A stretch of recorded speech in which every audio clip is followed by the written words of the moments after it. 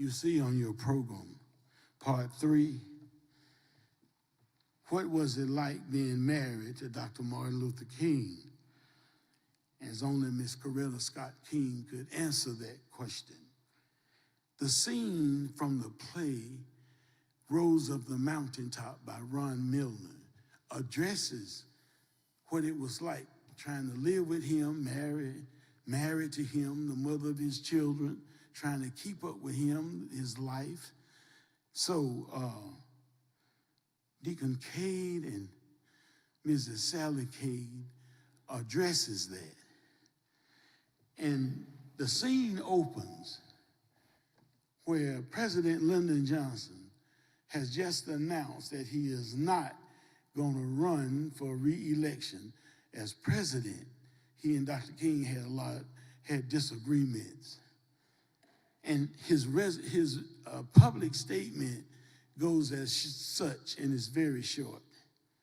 My fellow Americans, I have concluded that I shall not permit the presidency to become involved in a partisan division that are developing in this political year. Accordingly, I shall not seek and I will not accept the nomination of my party for another term as your president. And a lot of people felt that Dr. King was the cause of that. And then they started calling his house, thanking him. And this is where the scene opens. So we give you Deacon Cade and Mrs. Sallie Cade. Why are people calling here congratulating you on Johnson's resignation? I don't know. I wish they wouldn't. They say my position on the war and our fight over it caused folks to examine his policies to his detriment. He no longer has popular grassroots, the poor people's support, and that's the lifeblood of a Democrat. Martin, you sound sad about it.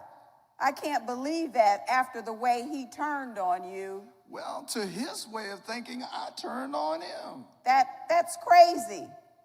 Your views remain consistent throughout. Remember what happened when you asked for federal assistance in Mississippi to stop those folks from getting beaten and killed down there? Yes, and they gave us no support. I heard Johnson said, let King call Hanoi for help. Sounds like him, but I still feel sorry for him. What? After he left you in the hands of the KKK? Even so, Coretta, he was basically a good man, and he wanted to so be a great president, and he would have been one of the greatest of all time, but that macho Texas upbringing got the best of him, I guess. He felt to be liberal at home and soft on civil rights, as Republicans call it. They divided him, and just like it divided the country, and he never really understood that I could only be loyal to a moral correctness, not a political allegiance. I heard he said I tricked him, I betrayed him. Ridiculous. I hope you don't start worrying about that. You have enough on your hands as it is. Sometimes when I look at our children, this whole thing gets very personal. How could someone deny them their humanness and their personalities, their brightness, just because it's encased in black skin? Wasn't it Dr. King who said, judge them on the content of their character rather than the color of their skin? And I'm going to do all that I can to get that done. Yes, Martin, yes. Now let's let the little ones sleep so they can grow. I'm so glad I came home. I feel like a new man, Joshua about to fit the battle. Good. Just don't get to fitting it too hard. Don't start running yourself back in the ground again. You hear me, Martin? Yes, Coretta, of course. After you come back from the islands, where are you going first? I got a call from James Lawson. I'm going to help him with a matter down there. Where's he? He's in Memphis, Tennessee. He's trying to help the garbage workers there. Now, Coretta, I know you don't want to talk about my death, but just promise me that if something happens to me... No, I don't want to hear any of that, Martin. But we've got to talk about these things, Coretta, sooner or later. No, Martin, I don't want to hear it. All right. Just promise me that Martin, please. should anything happen, you, Ralph, and what others are willing to carry on with the movement, will you promise me that? Yes, all right. It isn't fair, Martin. It just isn't right. Coretta, don't do this to yourself. I was at the conservatory in Boston. I was going to be a singer, sing opera. Then here comes Martin Luther King Jr., whatever that was. Sometimes I wish to God I had never heard of Martin Luther King Jr. Coretta, what is it? What did I say? It isn't what you say, it's what you do, Martin. How you live, how we live. It isn't easy being your wife.